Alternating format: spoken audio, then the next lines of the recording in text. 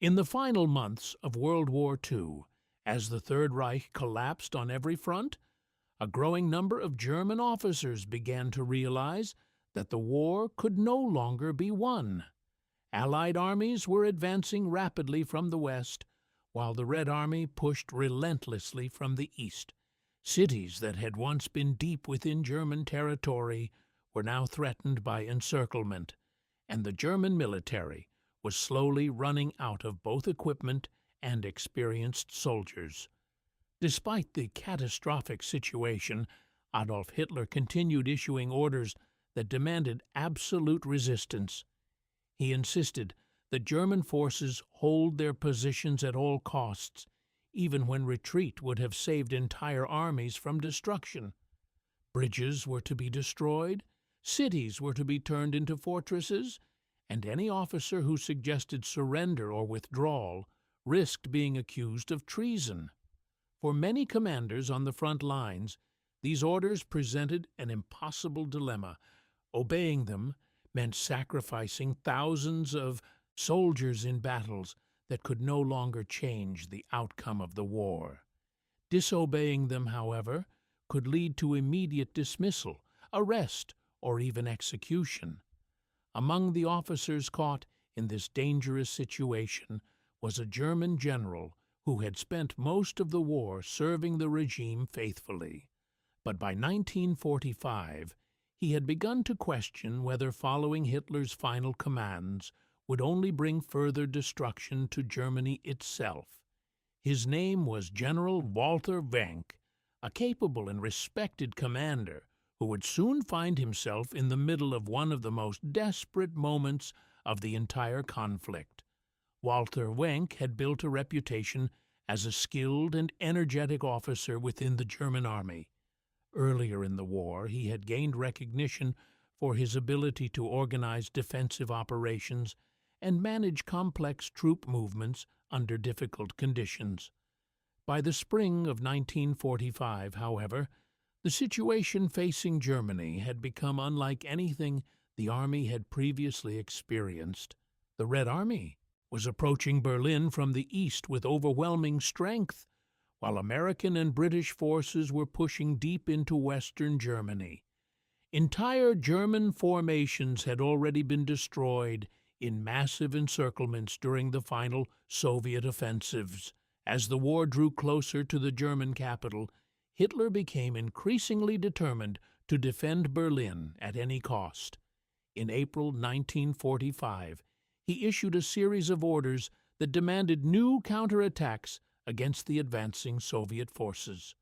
One of these orders called for a relief attack that would break through the Red Army and save Berlin from being completely surrounded. The task of carrying out this operation was given to Wenck, who had recently been placed in command of the newly formed 12th Army. On paper, the plan appeared bold and decisive. Wenck's forces were supposed to advance eastward toward Berlin, join with other German units, and strike the Soviet troops attacking the city.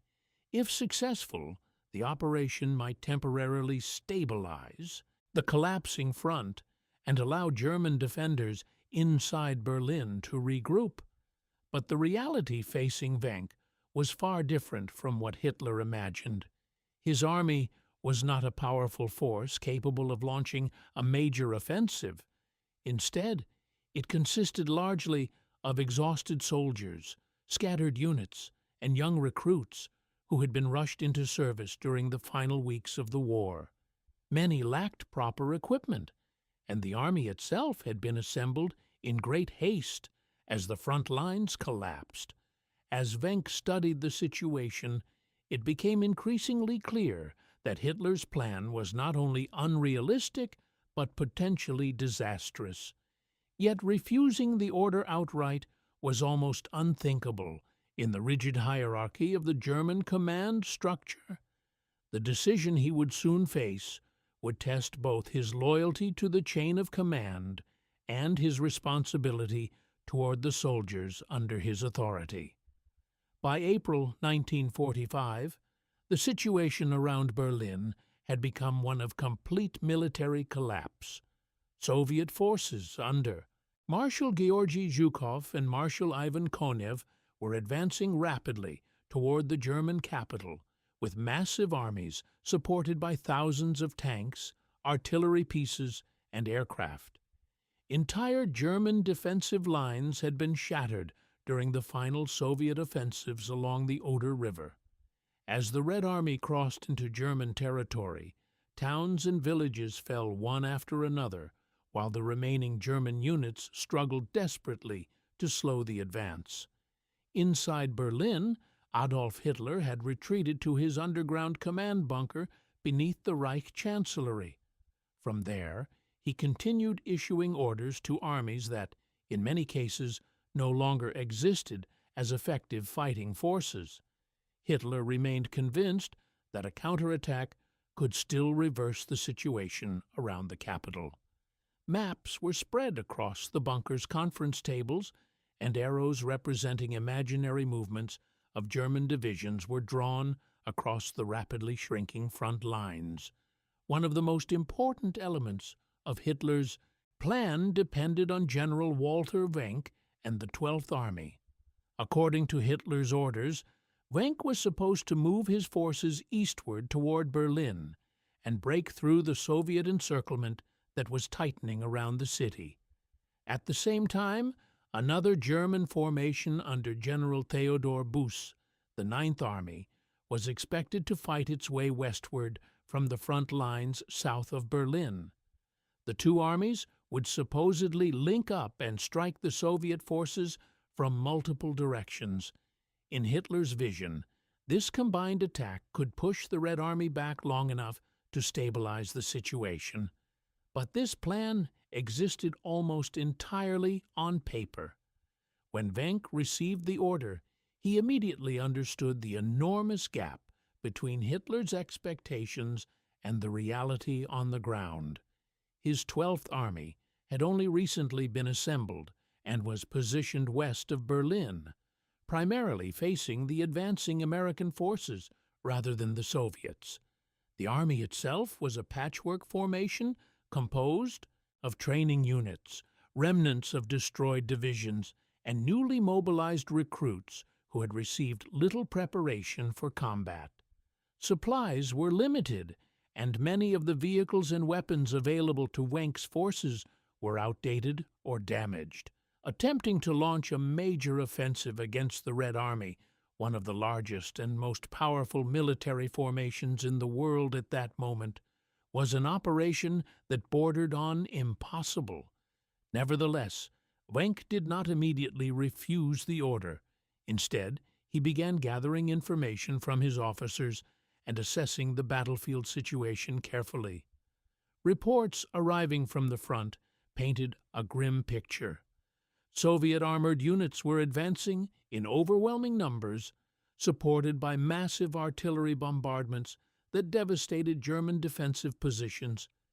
German forces attempting to resist were often surrounded or forced to retreat after suffering heavy losses.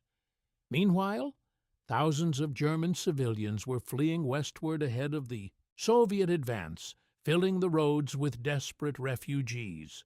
Wenck quickly realized that launching an attack toward Berlin would expose his own army to destruction without achieving any realistic objective. Yet the idea of completely ignoring Hitler's command carried enormous personal risk. Other officers who had questioned orders during the final stages of the war had been dismissed or arrested.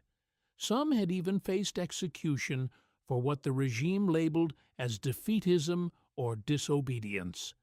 As Wenck studied the maps and listened to the reports from his commanders, he began to consider a different course of action, one that might save thousands of lives but would require quietly defying the final orders coming from Berlin.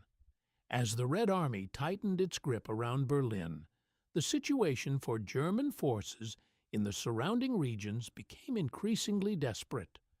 One of the formations trapped in the chaos was General Theodor Buss's 9th Army, which had been positioned southeast of Berlin, along the front, facing the advancing Soviet troops. During the massive Soviet offensive that began in mid-April 1945, Buse's army was overwhelmed by the scale of the attack. Soviet artillery pounded German positions relentlessly, while waves of tanks and infantry advanced across the battlefield. Within days, the Ninth Army found itself surrounded in a vast pocket of territory known as the Halby Forest. Tens of thousands of German soldiers were now trapped, cut off from supply lines and facing the possibility of annihilation or capture. For Hitler, however, the situation still seemed recoverable on paper. From his bunker in Berlin, he continued issuing orders that demanded the Ninth Army fight its way toward the capital, while General Walther Wenck's 12th Army advanced from the west to meet them.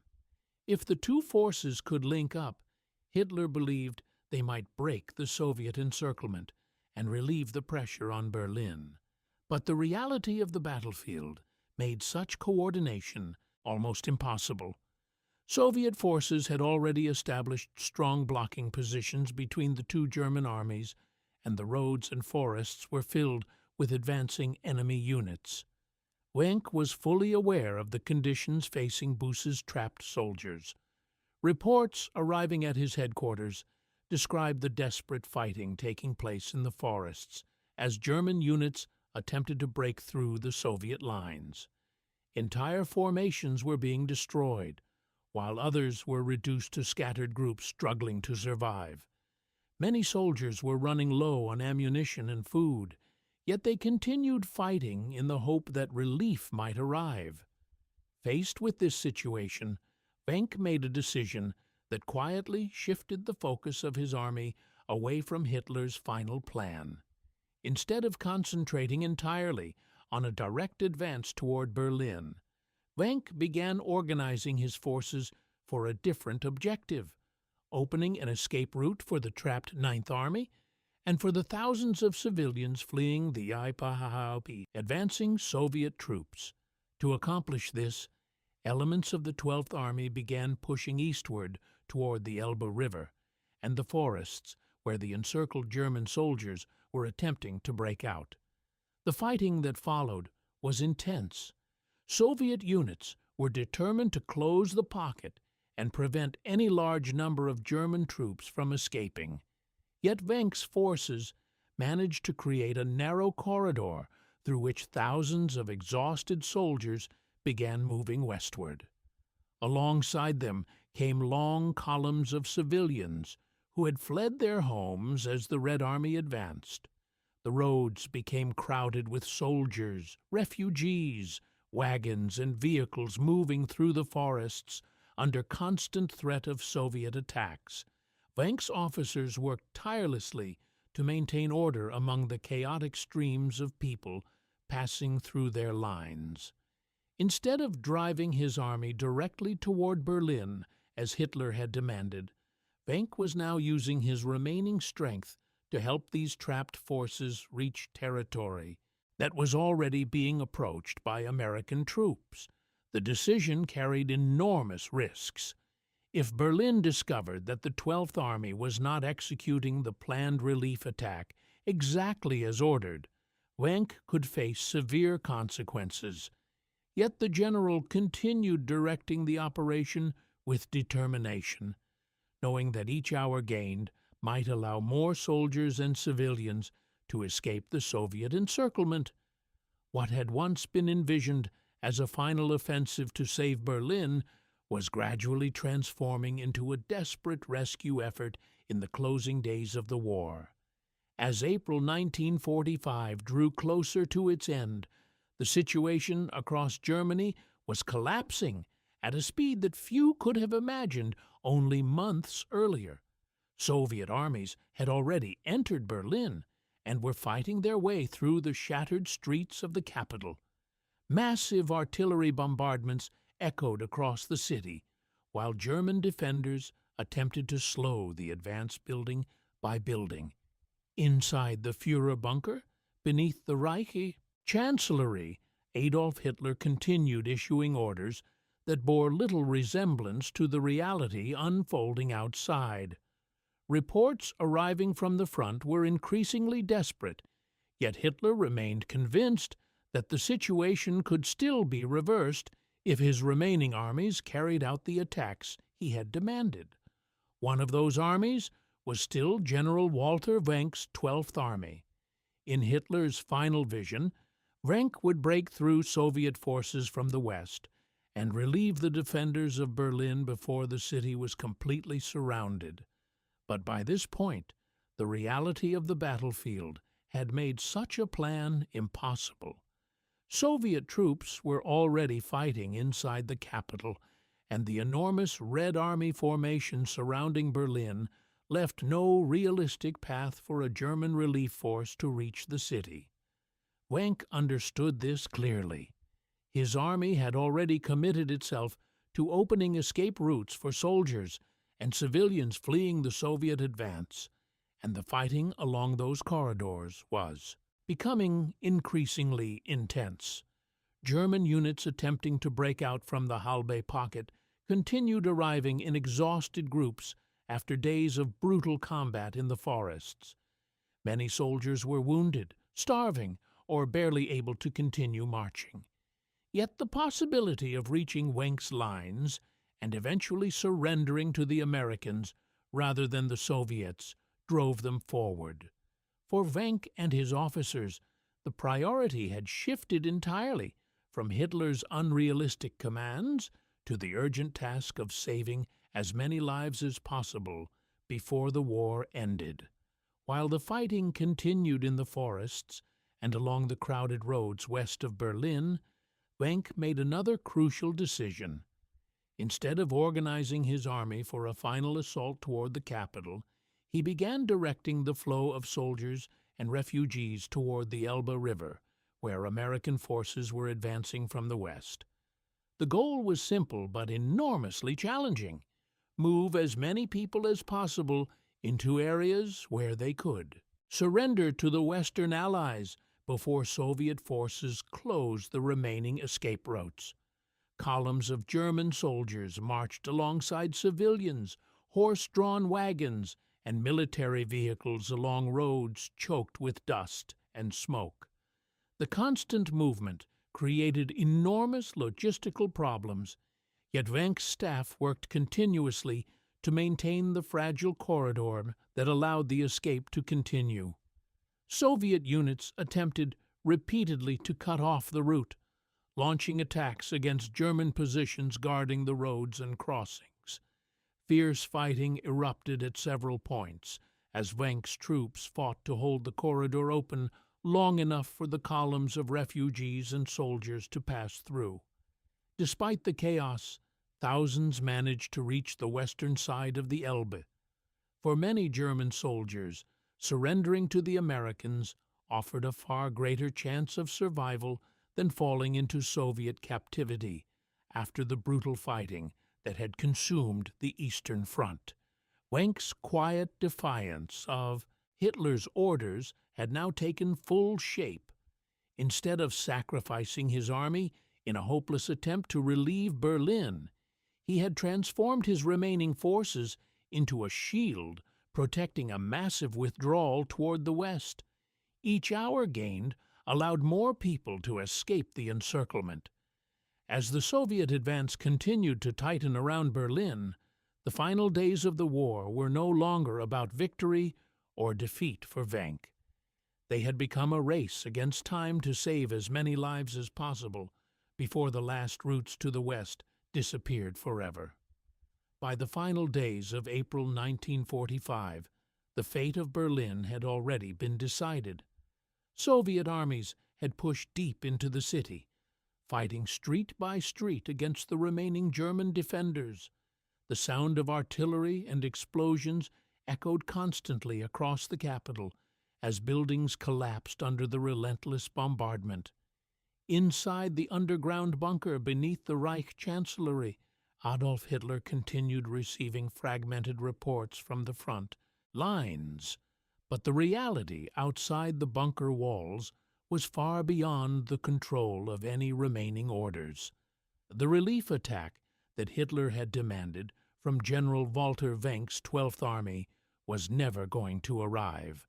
Soviet forces had sealed off the city with overwhelming strength, and the German defenders inside Berlin were now fighting a battle they could not win. Yet outside the capital, Wenck's army continued carrying out a very different mission from the one Hitler had imagined. Instead of marching toward Berlin, the 12th Army focused entirely on maintaining the escape routes that had allowed thousands of soldiers and civilians to move westward toward the Elbe River. Along the roads leading away from the Soviet advance, long columns of refugees and exhausted troops continued moving toward American lines. Many had marched for days through forests and ruined villages, carrying whatever supplies they could find. Some pushed carts filled with wounded soldiers, while others guided families and children along the crowded roads. Wenck's forces guarded the corridor fiercely, knowing that Soviet units were attempting to close the remaining escape routes. Every hour that the corridor remained open allowed more people to reach the western side of the front, where American forces were already occupying territory along the Elbe. By this point, the war for Germany was no longer about strategy or victory. It had become a desperate effort to survive the final collapse of the regime. As May approached, the streams of soldiers and civilians reaching American lines continued to grow.